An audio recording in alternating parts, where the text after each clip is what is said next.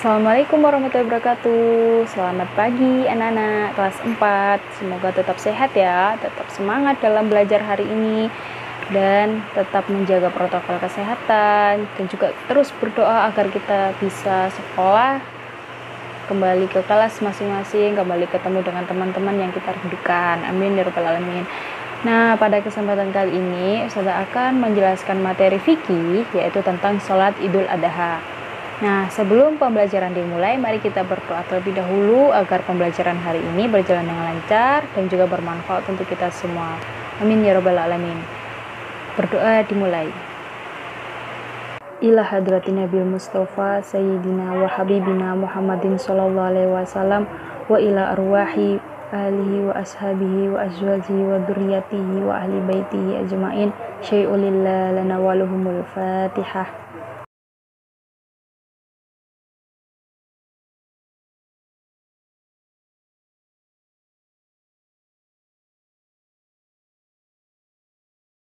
Kita masuk pembelajaran yang pertama, pengertian sholat Idul Adha.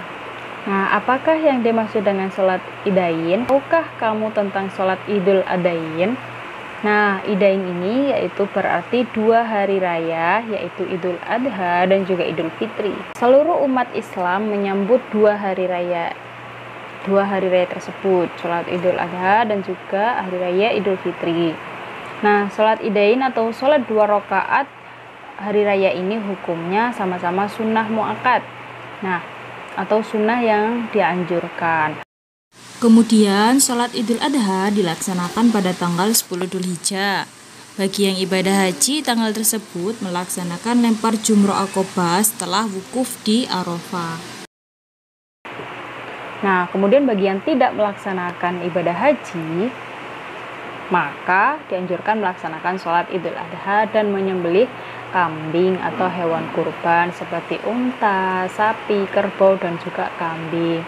Nah, dan dasar yang disyariatkan Idul Adha ini adalah firman Allah Subhanahu wa taala dalam surah Al-Kautsar ayat 1-2. Hal ini dinamakan Idul Adha karena pada hari itu disunahkan menyembelih binatang kurban bagi yang mampu dan punya kelebihan rezeki.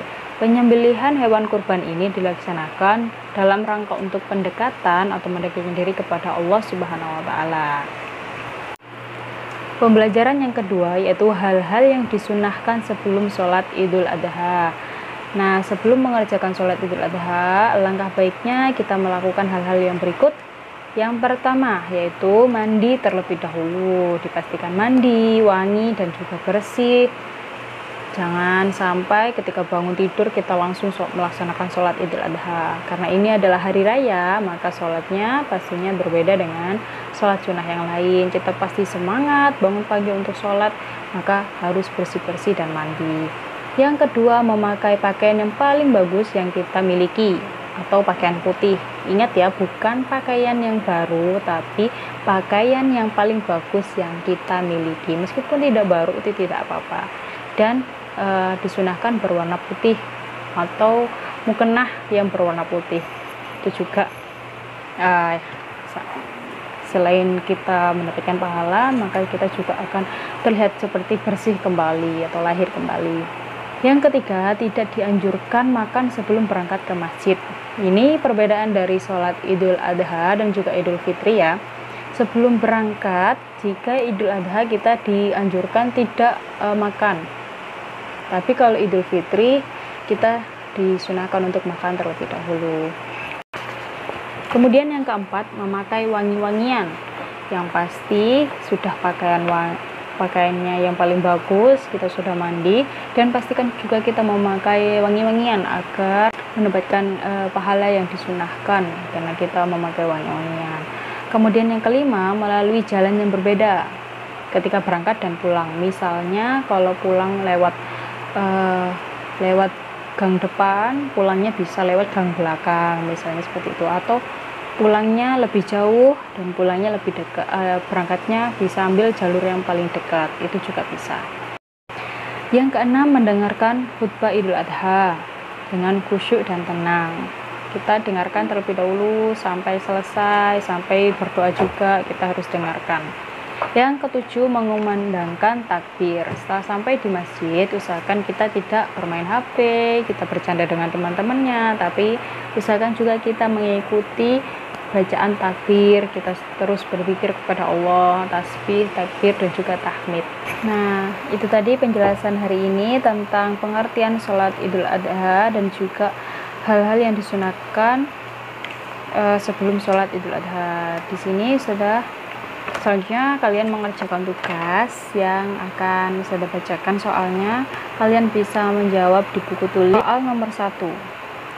Apa yang dilakukan bagi orang yang melaksanakan ibadah haji pada tanggal 10 Dzulhijjah? Soal nomor 2. Mengapa orang yang tidak melakukan ibadah haji dianjurkan menyembelih hewan kurban? Dan soal yang terakhir, yang ketiga, apakah kita disunahkan memakai pakaian baru untuk sholat Idul Adha? Mengapa? Nah, Nana itu tadi penjelasan hari ini fikih materi sholat Idul Adha. Nah, Ustazah harap nanti kalian bisa mengetahui sedikit banyaknya tentang sholat Idul Adha. Jadi ketika ke prakteknya nanti, ketika kita ketemu dengan hari raya Idul Adha, kita bisa mempraktekannya. Kita bisa mandi dulu sebelum sholat, memakai wangi-wangian, memakai pakaian yang paling bagus, dan juga kita bisa belajar hikmah dari sholat Idul Adha ini atau hari raya Idul Kurban ini. Itu saja dari Ustazah, terima kasih. Mohon maaf apabila ada kekurangan, ada salah kata dari Ustazah. Kita akhiri dengan kafaratul majlis. Subhanakallahumma wa bihamdika asyhadu an la ilaha illa anta astaghfiruka wa atubu ilaik. Terima kasih. Assalamualaikum warahmatullahi wabarakatuh.